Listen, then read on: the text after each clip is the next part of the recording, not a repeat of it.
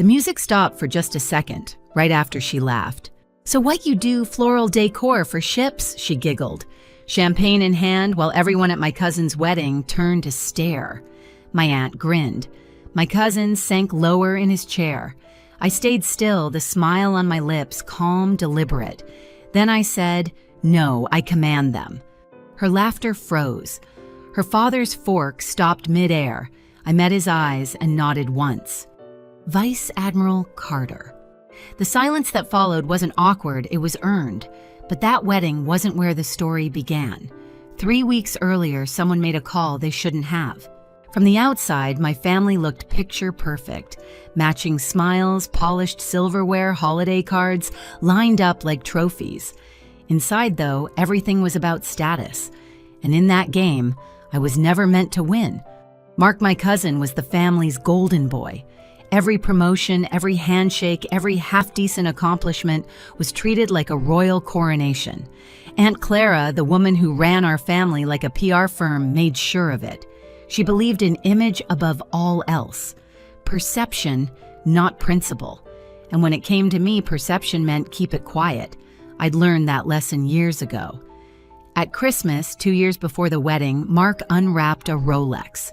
The whole room gasped. He raised his wrist and everyone applauded like he'd landed on the moon. My gift sat next to his small pink, wrapped in glitter paper. I opened it and pulled out a mug.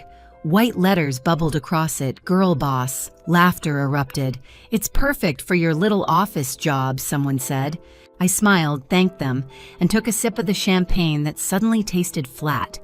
No one knew that just 48 hours earlier, I'd finished coordinating a carrier strike group exercise involving 6 nations. But that didn't fit their story of me. At Thanksgiving, it was the same. Mark held court about his stock portfolio while Aunt Clara beamed at him like a stage mom. I mentioned almost offhand that I was developing a new maritime strategy for the Indo-Pacific. Aunt Clara patted my hand. "That's nice, dear, like a travel agent for ships." The table burst into laughter. My cousin's girlfriend nearly spit out her wine. That was always my role. The quiet one, the tolerated one, the one who works with boats or something. They needed me small, because small was safe. Small meant I wouldn't threaten the perfect image they built around Mark. But behind that image was a truth they didn't understand. When I stood in my office, surrounded by real command screens, glowing reports, streaming in officers waiting for my order, there was no laughter, just quiet, focused respect. I carried the weight of fleets, the responsibility of thousands of lives. And yet when I came home, I became Navy Lou, a family joke wrapped in polite smiles. Still, I stayed silent. For years, I believed silence was strength. Then came the wedding. And one phone call, just one, proved that silence wasn't strength anymore. It was permission. 3 weeks before the wedding, my phone buzzed late on a Wednesday night. Aunt Clara. Her voice was coated in syrup and panic. "Louisa, darling, I just wanted to talk about the wedding. I already knew where this was going." She rushed on words, tripping over themselves. "You know how important this event is for Mark. Mr. Jennings will be there, Chloe's father, a very influential man in defense. It's a huge opportunity for Mark's career." Then came the real request. "I was hoping you wouldn't wear your uniform. It's so commanding. Maybe something softer, civilian. Oh, and please, maybe don't talk about your work. Just say you're in government logistics. We don't want things to feel intimidating." I stared at the wall, the phone hot in my hand. A vice admiral being told to tone it down to hide her service so her cousin could impress a contractor. She had no idea what she was asking. Not just to be quiet, but to lie. "Of course," I said evenly. "Wouldn't want to make things awkward." When I hung up, I didn't move for a long time. I just listened to the low hum of the bass outside my window, to the echo of my aunt's words looping in my head. Then my personal phone lit up. A text from Mark. "Hey Lou, Mom talked to you, right? Please don't make it weird. Chloe's dad is a big deal." I read it twice. Chloe's dad was a defense contractor. I was the client who signed his performance reports. That irony would have been funny if it hadn't been so insulting. I set my phone face down, opened my secure tablet, and stared at the classified briefing, waiting for my signature. Thousands of personnel movements, millions in assets, and my family still thought I arranged flower centerpieces for ships. That night, something in me shifted. The anger wasn't fiery anymore, it was cold, focused, surgical. For years, I'd tried to bridge two worlds, the one where I wore medals and the one where I was reduced to Navy Lou. But this time, they weren't just dismissing me. They were asking me to compromise a line they didn't even understand existed. So I decided something. If they only respected what they could see, money, titles, connections, then I would show them exactly what real power looked like. And their perfect wedding, that would be the stage. The next morning, I arrived at the base before sunrise. The corridors were quiet, the kind of silence that hums with purpose. I poured black coffee into a steel mug and opened the secure database. Jennings Aerospace. The name flashed on my screen. A list of active contracts, budgets, performance metrics, pending reviews. And there it was, Project Neptune. A multi-year logistics deal currently awaiting final evaluation. My evaluation.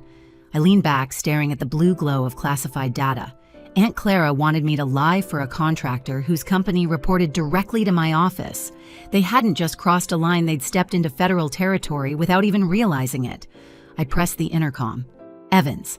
Within seconds, Lieutenant Commander Evans stepped in crisp alert.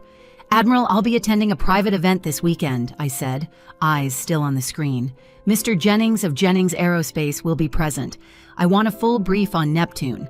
All recent payments, deliveries, audits, everything." "Yes, ma'am," he replied, then paused, reading the tone in my voice. Full uniform, I looked up, met his gaze. "Not me, not yet. Civilian attire. Representational duty. But you full service dress.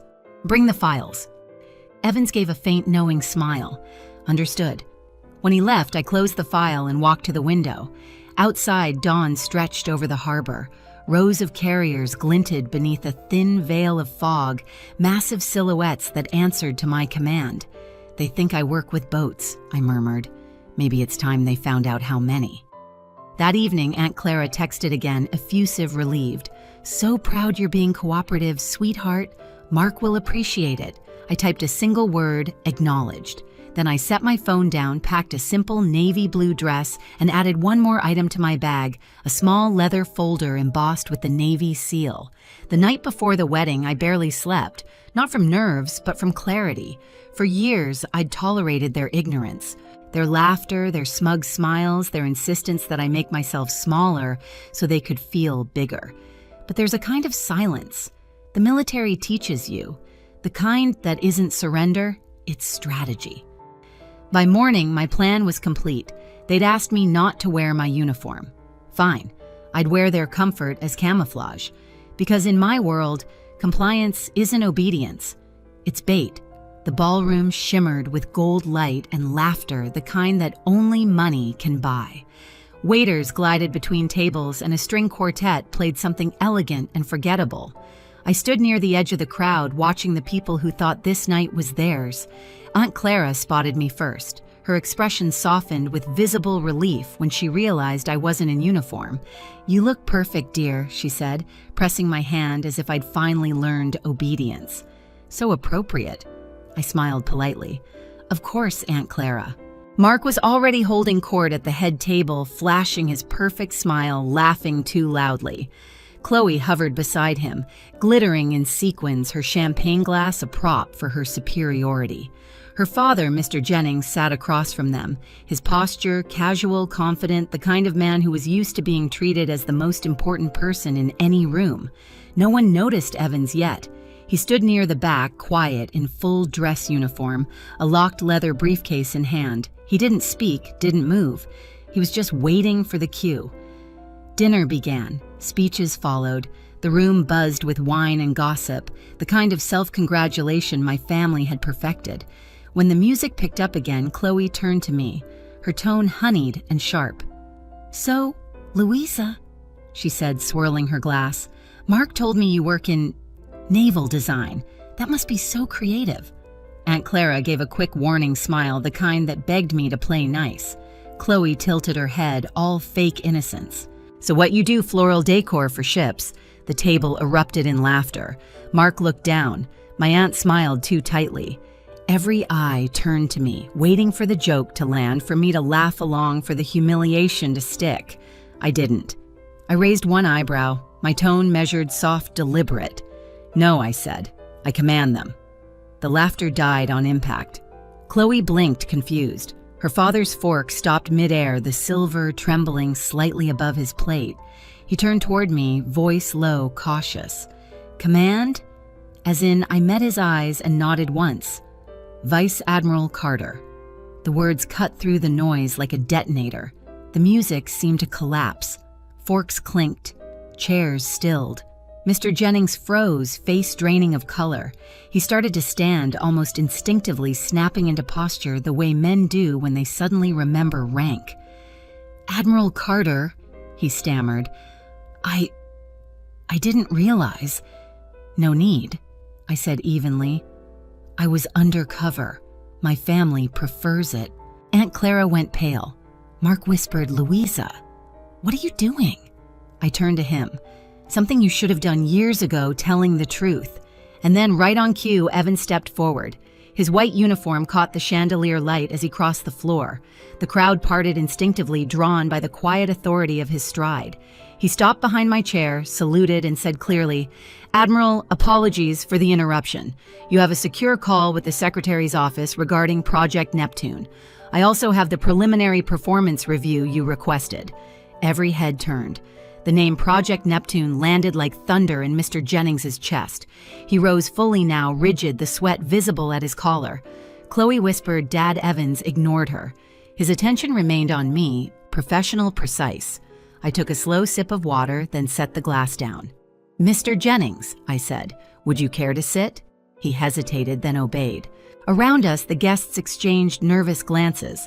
Aunt Clara tried to force a smile, but her lipstick quivered. I opened the folder Evans handed me, clean sheets of data numbers and audit notes. I spoke quietly but firmly. "My office has concerns about your recent metrics. Payments, delivery delays, compliance issues. The performance trend is troubling." Jennings swallowed hard. We can fix that, Admiral. I assure you our team is already addressing every issue." "I'm sure you are," I said. "After all, the Navy depends on reliability, not charm." Chloe sat frozen, her earlier smirk gone. Mark's face was paper white. Aunt Clara clutched her napkin like a lifeline.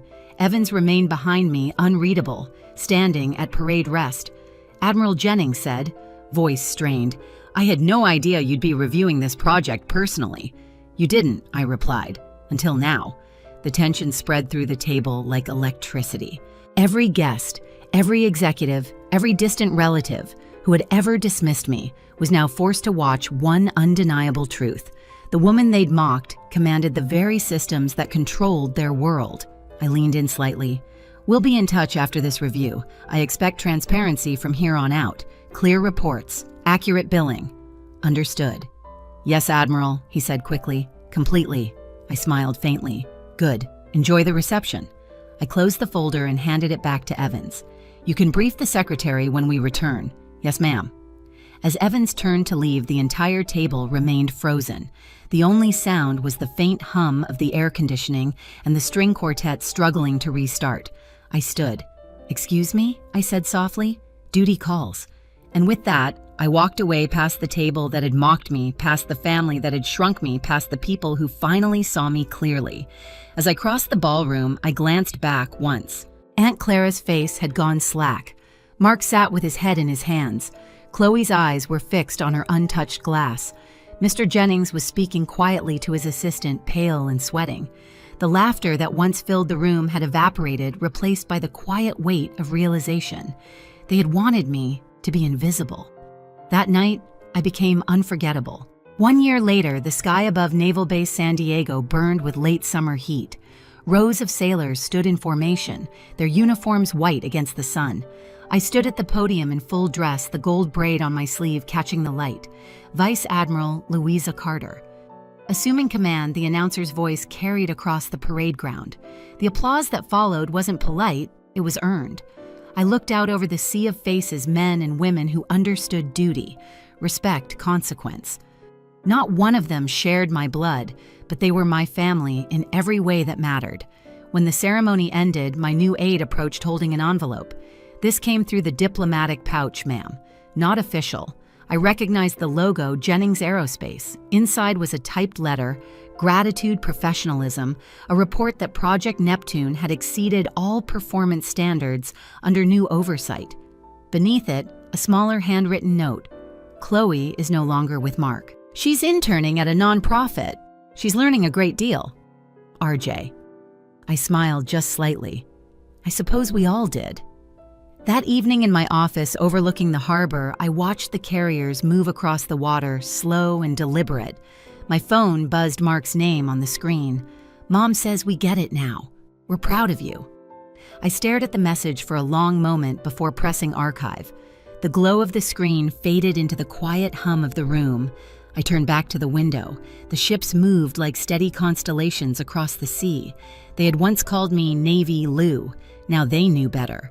The harbor shimmered under the fading light, the water calm, unbothered, just like me. I watched the ships glide across the horizon, their motion steady, disciplined, certain. For years, I'd been asked to shrink, to dim myself so others could shine. But power doesn't disappear when ignored, it waits. I'm no longer the quiet cousin with the boat hobby. I'm Vice Admiral Carter. And I don't apologize for taking up space anymore. If you've ever been told to make yourself smaller, just to fit in, don't. Share your story below. In this community, we salute your rank.